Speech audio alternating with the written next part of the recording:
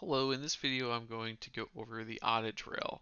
The audit trail provides you with a list of all activities that have taken place on a selected folder or document, and it determines the life cycle of that folder or document and what's happened to it.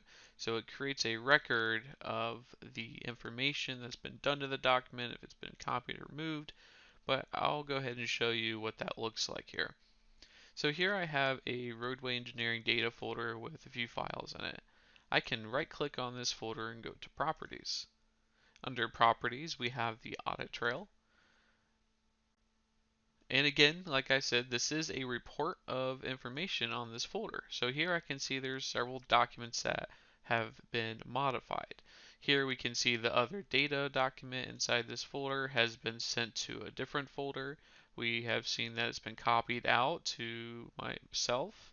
We can see that the survey points file is actually checked out and who it's to, so it is checked out to me. We saw that I actually restored these documents because I deleted them in a previous video. I can see that down here that these folders or these files were deleted before as well. And it basically gives us information on the folders and documents. So next we're going to go into customize. We can actually customize these settings. For example, we do have the include document records. So if you want to include all the documents within the folder in the report, so these three documents here, I also have this option to include subfolders. So if I choose this subfolders option, it's going to go under the folder or the parent folder and search all these subfolders in its documents. So in that case, I don't want to. So we can go to actions. I can actually show all actions, or if I uncheck this, I can check what I want to see. But in the case I want to see everything.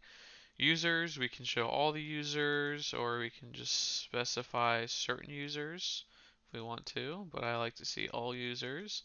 Date, this is an important one, currently in the period, in the last 30 days. So the last 30 days that something has been done. I like to do anytime because sometimes the document might not have been worked on for 31 days, for example.